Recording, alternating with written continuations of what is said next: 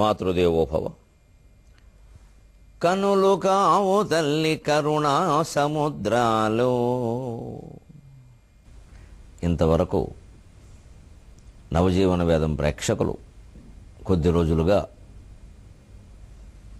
తుని ప్రాంతంలో ఉన్న తలుపులమ్మ దేవత పేరు మీద జగన్మాతృ ప్రార్థనలు విన్నారు.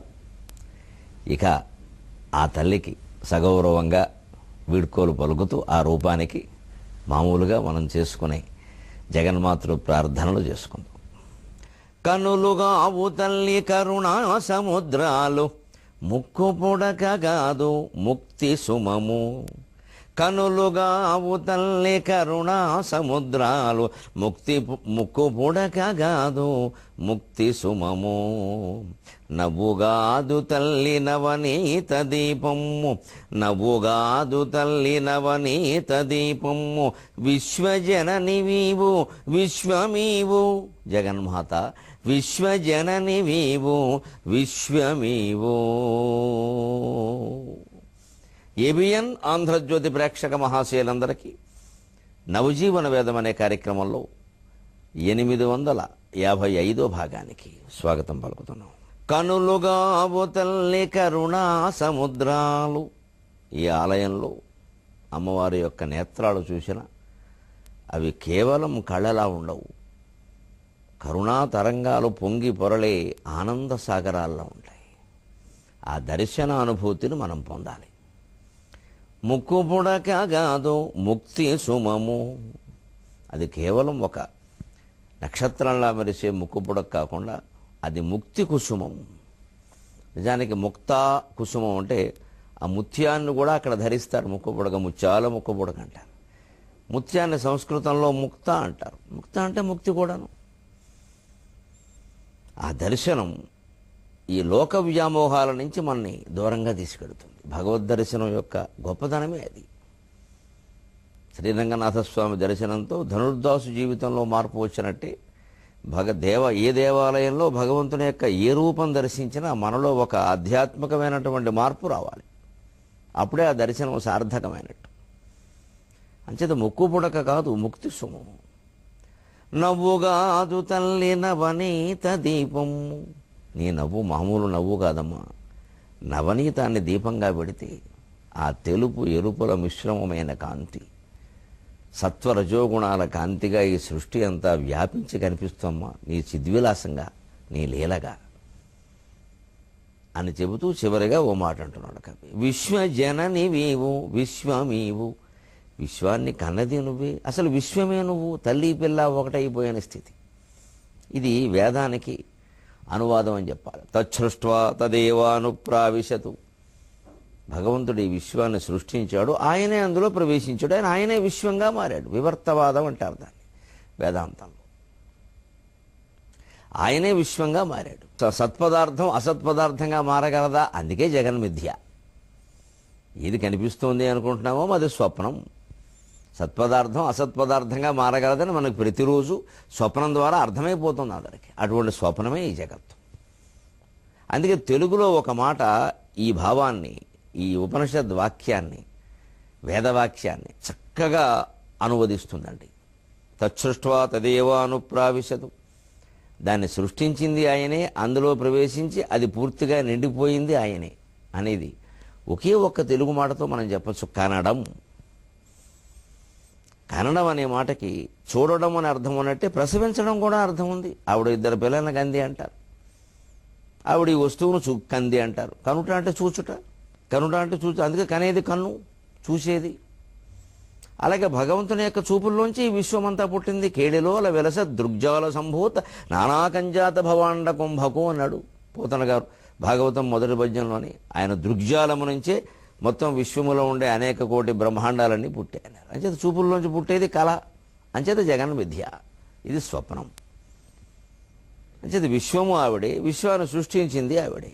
కన్ను ఒకటే, కంటి చూపు ఒకటే, కనపడే వస్తువు ఒకటే. మనస్సు కంటి చూపు రూపంలో వస్తువు మీదకి ప్రసరించడం వల్ల వస్తువు ఒక ఆకారం ధరించి కనపడుతుంది.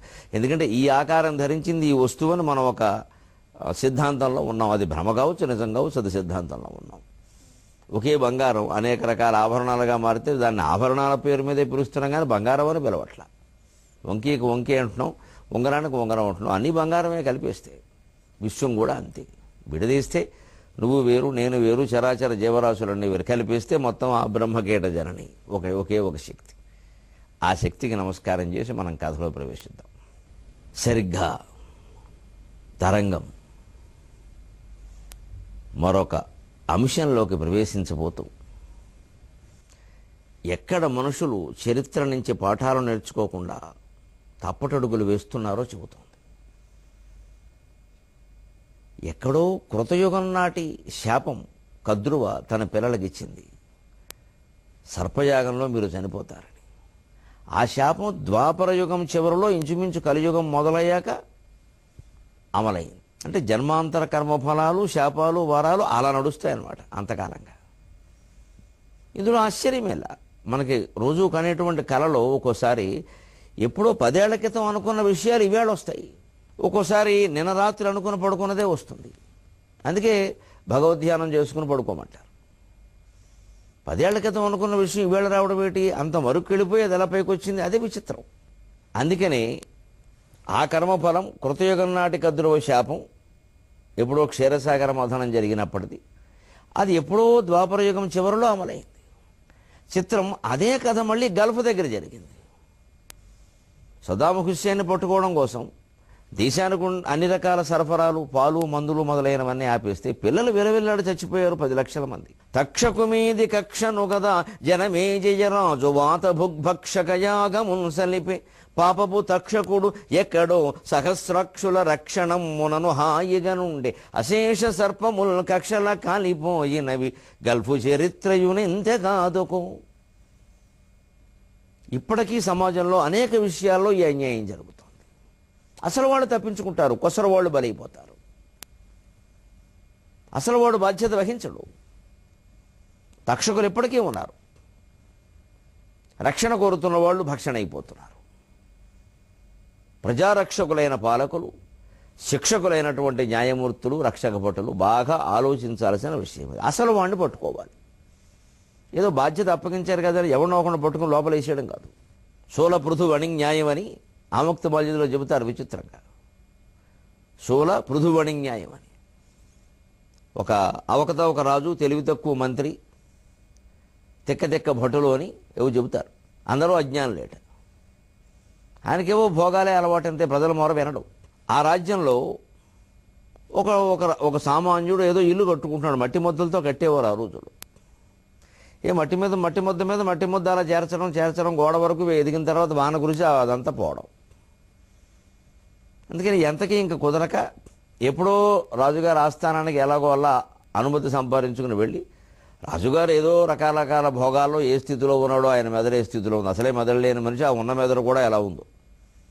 అప్పుడు వెళ్ళి, నేను గోడలు కట్టుకుంటుంటే అస్తమానం ఇల్లు కూలిపోతుందండి, మీరు నాకు న్యాయం చేయాలన్నట్టు. న్యాయం చేయాలంటే ఏదైనా కట్టించి ఏర్పాటు చేయమని. అబ్బాయి ఆయన అలా అనుకోలేదు. ఎవరా నీ ఇల్లు కూలుస్తున్నదంటే ఏం చెబుతాడు? ఇంతో ఏమంటే ఏం ప్రమాదం, అవకతవక రాజే. ఏం చెబుతామంటే అస్తమానం వాన వస్తుందంటే కూలిపోతుందండి. వాన రావడానికి కారణం ఎవరు అన్నారు. వెంటనే అక్కడ తెలివి తక్కువ మంత్రి గారు ఉండి, వాన రావడానికి కారణం ఎవరండి, పక్కన ఏదైనా పొగొచ్చే ఏర్పాటు ఏదో ఉంటుందని, పొగ వల్లే మబ్బులు ఏర్పడతాయి, మబ్బుల వల్ల వాన కురుస్తున్నాడు. అయితే నీకు పొగొచ్చే అవకాశం ఉందా మీ ఇంటి దగ్గర? లేకపోతే మా ఇంటి దగ్గర కుమ్మరాయన ఉన్నాడండి, ఆయన కుండల కోసం కుమ్మరామ పెడుతూ ఉంటాడండి, ఆవ నుంచి అస్తమానం వేడొస్తూ ఉంటుందని, అది పొగలుగా మారింది, ఆయన వల్ల వస్తుందని అనుమానం లేదన్నాడు. ఎందుకంటే ఆయన ఏదో కాస్త అభివృద్ధిలో ఉండడానికి వీడు కోపంగా ఉంది, అసూయిగా. అందుకని ఆయన మీద పెట్టేశాడు. వెంటనే విచిత్రం, కుమ్మరికి మరణశిక్ష అన్నారు. అలాగే ఉంటుంది మరి. మబ్బుకు మరణశిక్ష. మబ్బుకు మరణశిక్ష ఏమిటండి బాబు? మనుషులకి మరణశిక్ష వేస్తేనే కుదరలే, మబ్బులకి ఎక్కడైనా మరణశిక్ష వేస్తా. అంతే, కుమ్మరిని వేసేయమన్నారు. మబ్బుల కారణం కుమ్మరు కాబట్టి. అంతే, భటులు పోయి కుమ్మరిని పెట్టేసుకున్నారు. అదే అవకతవక రాజు, తెలివి తక్కువ మంత్రి, తెక్క భటులని, తెక్క భటులని పట్టేసుకుని ఆ కుమ్మరి గోల, ఇదేమిటో బాబు నన్ను పట్టుకున్నారంటే ఇది విషయం అన్నారు. ఓహి, ఇది ఏదో తెలివి తక్కువ చెబితే నేనేదో నమ్మేస్తున్నాను అనమాట రాజుగారు, మనం కూడా ఇంకోటి చెబుతాం, దానికి ఏముందండి. ఏమండి, నేనేమన్నా కుమ్మరావం ఊరికే పెట్టానండి, ఎదురింట్లో పెళ్లి జరుగుతుందండి, పెళ్లి కొడుకున్నాడు, ఆయనకు ఐరైన కుండలు చేయాలి, రంగురేసిన కుండలు, ఆ కుండల కోసం కుమ్మరామ పెట్టానండి, ఆయన కుండలు చేయమనకపోతే నేను పెడతానండి, ఆయన కారణం అన్నారు. అంతే, పొలోమని వెండు వదిలేసి వాడిని పట్టుకున్నారు పెళ్లి కొడుకుని. వాడు చచ్చిపోతున్నాడు 3 రోజుల్లో పెళ్లి 4 రోజుల్లో శోభనం నేను ఆనందంగా ఉంటే ఇదేమిటన్నారు. రాజుని తీసుకెళ్ళి మరణశిక్ష రాజుగారు వెంటనే వేసేయండి అన్నారు. మీరు ఎవడొకటి వేసేయాలంతే. చివరికి ఆ పెళ్లి కొడుకు ఈ కుమ్మరాయన దగ్గర అడిగట, ఏమిటి నా పేరు చెప్పేమంటే, నేనేదో చెప్పి తప్పించుకున్నానా, తెలివి తక్కువ రాజు, అవకతవక రాజు, తెలివి తక్కువ భట్లు, తలతెక్క మంత్రి, నువ్వు కూడా తప్పించుకో అన్నారు. చిక్కుముడి ఇప్పుడు విడిపోతుంది. పరమ చమత్కారంగా నవ్వుకుంటాం, హాయిగా పొద్దున్నే కాఫీ తాగుతుంది. అంటే కుమ్మరాయన తప్పు. ఇల్లు ఎందుకు కూలిపోయిందంటే కుమ్మరి పెట్టిన పొగ అన్నారు, మబ్బులు అన్నారు, మబ్బులకు కారణం పొగ అన్నారు, పొగకు కారణం కుమ్మరి అన్నారు. కుమ్మరి తప్పించుకోవడానికి పెళ్లి కొడుకు మీద కారణం చెప్పాడు. ఆయన కుండలు చేయమన్నాడండి, ఐరైన కుండలు అందుకే వచ్చింది. పెళ్లి కొడుకుని తప్పించుకోవడం ఎలాగా అని ఆలోచించమంటే ఆయన ఆలోచించాడు.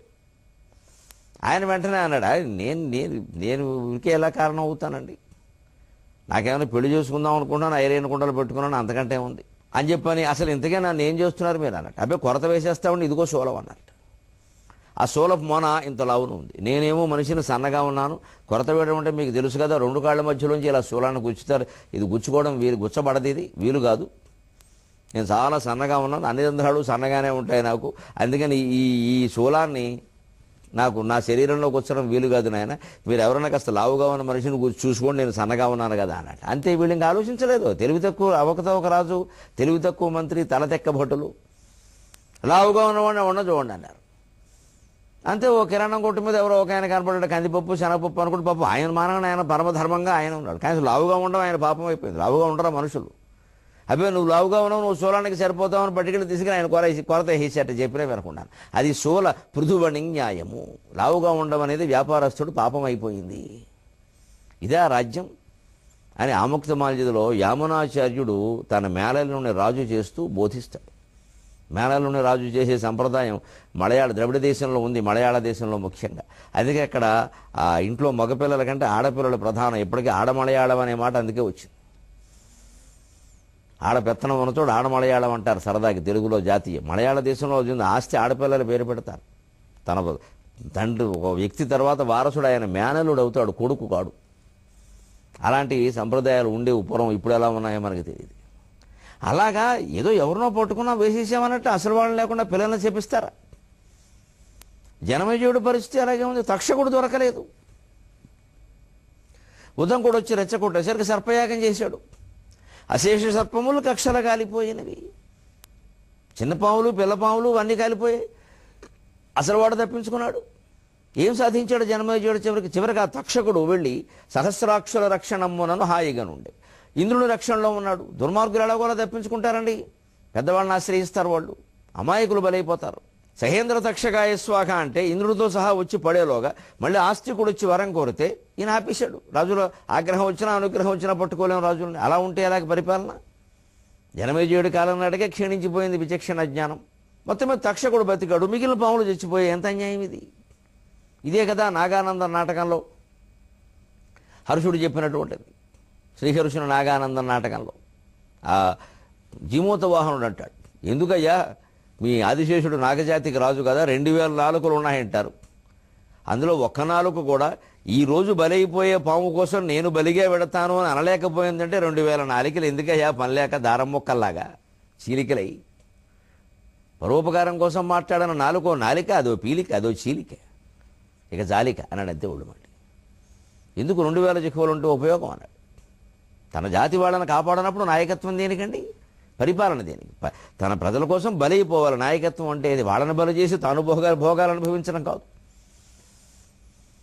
అని సంస్కృతంలో శ్రీహర్షుని నాగానందం నాటకంలో జీమూత వాహనుడు ప్రశ్నిస్తాడు శంఖచూరుడి దగ్గర. తర్వాత ఆ త్యాగాన్ని ఆయన చేస్తాడు. మహత్తరమైనటువంటి కీర్తి చంద్రికలతో విశ్వమంతా వ్యాపించి ఉన్నాడు. అలాగే త్యాగం చేసే నాయకులు కావాలి, కానీ తమ తమ స్వార్థాల కోసం రాజులే స్వయంగా సద్దాం హుస్సేన్ లాంటి వాడు రాజ్యంలో వాడని బాధ పెడితే పైనుంచి ఎవరో 19 దేశాలు కలిసి యుద్ధం చేశామని చెబుతున్నారయ్యా, ఉద్ధరించినారు, ఊరేగినారులో ఏం చేశారు మీరు? సద్దాం హుస్సేన్ని పట్టుకోలేక పసిపిల్లలకి పాలందకుండా చేశారు. కొండకు మొండికి నడుమ కూనలు కూటికి నెచ్చుచుండే, కొండకు మొండికి నడుమ కూనలు కూటికి నెచ్చుచుండే, ఈ దండుగా మారి ఆంక్షల విధానమునందున చిత్తశుద్ధి లేదు, ఉండవే వారిగా ఆయుధములు ఒండులకుండుట తప్పెటవును, ఉండవే వారిగా ఆయుధములు ఒండులకుండుట తప్పెటవును, భూమండలమందు యుద్ధ భయమగ్నముగాని ప్రదేశముండెనే, భూమండలమందు యుద్ధ భయమగ్నముగాని ప్రదేశముండెనే. ఇప్పటికీ కూడా చాలా రకాల రాజ్యాలలో, దేశాలలో, రాష్ట్రాలలో, పరిపాలనలో జరుగుతున్న వ్యవహారం అండి. కొండలాంటి ప్రభుత్వం ఉంటుంది, ఓ మొండివాడు ఉంటాడు, విజయమాల్య లాంటి వాడు దొరకడం, లేకపోతే అగ్రిగోల్డ్ లాంటి వాళ్ళు ఎలాగోలా తప్పించేసుకుంటారు. 7,600 కోట్లు మోసం జరిగితే 7,600 కోట్లకు మించిన ఆస్తులు ఉంటాయి, కానీ ప్రజల పరం కావు. వేరే దొంగ కంపెనీలు పెట్టేస్తారు, ఎక్కడెక్కడో దాచేస్తారు. చివరికి 32 లక్షల మంది ఖాతాదారులకి మిగిలేది రూపాయికి 10 పైసలు. ఎప్పుడు అమాయకులు బలైపోవలసిందే. ఎందుకంటే ఎక్కడెక్కడ లాలూచీలు. ఎంతో నమ్మకం పెట్టుకున్నటువంటి వ్యవస్థలు కూడా అవినీతితో నిర్వీర్యమైపోతున్నాయి. అందుకే కొండకు మొండికి నడుమ కోనలు కూటికి నేర్చుచుండే. ఓ కొండకి మొండికి జరిగే యుద్ధంలో పసిపిల్లలు పాలకేడుస్తున్నారు. ఈ దండుకుమారి ఆంక్షల విధానమునందున చిత్తశుద్ధి లేదు. బలహీన దేశాల మీద, చిన్న దేశాల మీద, పెద్ద వీటో హక్కు ఉన్నటువంటి దేశాలు అమెరికా, బ్రిటన్, రష్యా మొదలైనవి, చైనా మొదలైనవి ఆంక్షలు పెడతాయి. ఇక్కడ అణు పరీక్షలు జరగడానికి వీల్లేదండి, వీరెవరో ఆజ్ఞాపించడానికి, ప్రపంచ శాంతి కోసం. మరి మీరు చేసినవి ఇంతకుముందే అణు పరీక్షలు చేసి లక్షల కొద్దీ అణువాయుధాలు వాళ్ళ దగ్గర పెట్టుకుని చిన్న దేశాల వాళ్ళని పరిశీలించద్దంటే ఊరుకుంటారా? ఉత్తర కొరియా వాడు అందుకే మొదలెట్టాడు, చేశాడు. ఇప్పుడు వాడు పొద్దు పక్కలో బల్లెం అయ్యాడు, రేపు గుండెల్లో గుణపం అవుతాడు, నెత్తి మీద బాంబు అవుతాడు. మొండితనం. దండుకుమారి ఆంక్షల విధానమునందున చిత్తశుద్ధి లేదు. ఉండవి వారికి ఆయుధములు, ఉండులకు ఉండుట తప్పేవటం. మీ దగ్గర ఆయుధాలు లేవు. చిన్న చిన్న దేశాల వాళ్ళు ఎవరు ఆయుధాలు పెట్టుకోకూడదు. అంటే ఈ పెద్ద దేశాలు 5ంటికి ఉనికిపోతూ ఉండాలన్నమాట, పంచభూతాలకు ఉనికిపోయినట్టుగా. పంచభూతాలు ఉపకారం చేస్తే ఈ పంచభూతాలు 5 దెయ్యాలే. మొత్తం ప్రపంచం అంతా వాళ్ళ గుప్పిట్లో ఉంటుంది. ఎందుకంటే ఐక్యరాజ్య సమితికి డబ్బు ఇచ్చేది వాళ్ళే, పోషించేది వాళ్ళే, తమ సైన్యాల్లో ఎక్కువ సైన్యం కూడా వాళ్ళదే. ఇంక వాళ్ళ ప్రయోజనాల కోసమే ఐక్యరాజ్య సమితి పనిచేస్తుంది. అందుకే అది లౌక్యరాజ్య సమితి అయింది. ఇప్పుడు ఇది ఉండి కూడా ఊరికే ఏదో ఉన్నారు, కార్యాలయం ఉంది అని చెప్పుకోవడానికి తప్పితే ఉపయోగం ఏం కనపట్ల. ఏ దేశాల మధ్య వచ్చే ఏ తగాదా అనేది పరిష్కరించలేకపోతాం. ఊరికి అక్కడ ఏదో వెళ్ళి మేము హిందీలో మాట్లాడడం, ఇంగ్లీష్లో మాట్లాడడం, తమిళంలో మాట్లాడడం, తెలుగులో మాట్లాడడం చెప్పుకోవడానికి మిగిలింది. అది ఉండులకు ఉండటం తప్పే ఉంటాం. ఆయుధాలు పెద్ద రాజ్యాల దగ్గర ఉండడం తప్పు కానప్పుడు చిన్నవాళ్ళు వాళ్ళ ఆస్తులు కాపాడుకుందుకు వాళ్ళు పెట్టుకుంటారు, వాళ్ళ ప్రాణాలు కాపాడుకోవాలి. పెద్దవాడికి పెద్ద కాపలా అవసరమైతే చిన్నవాడికి చిన్న కాపలా అక్కర్లేదా?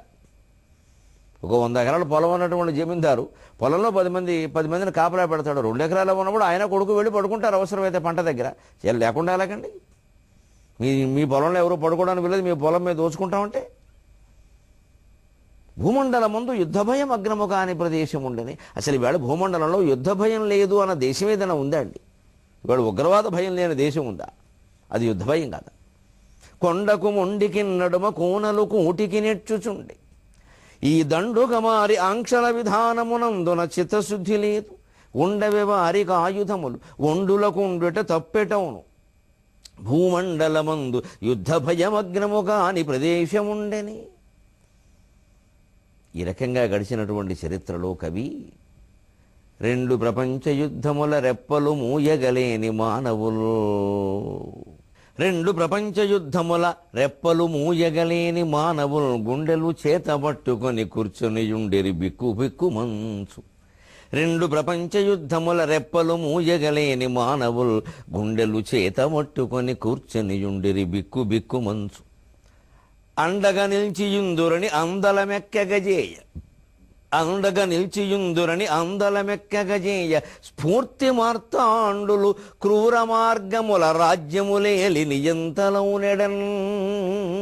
2 ప్రపంచ యుద్ధముల రెప్పలు మూయగలేని మానవులు గుండెలు చిక్కబట్టుకొని కూర్చొనియుండిరి బిక్కు బిక్కు మంచు.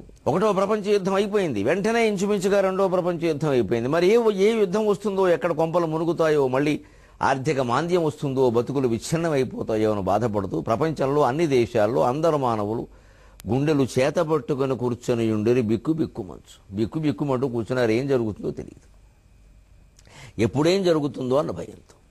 ఇవాళ ప్రతిరోజు జీవనం అలాగే ఉంది మనకి. ఏం తింటే ఏం జరుగుతుందో అన్న భయం కూడా వస్తుంది. బయటికి ఎక్కడికెడితే ఏం జరుగుతుందో అన్న భయం ఉంది, రక్షణ లేక. ఇతర దేశాల్లోనూ మన వాళ్ళు భయాలు ఎదుర్కొంటున్నారు. రకరకాలుగా ఉంది పరిస్థితి. కారణం మానవుని యొక్క అత్యాశ. ఏమాత్రం పక్క మానవుని గురించి ఆలోచించిన స్థితి.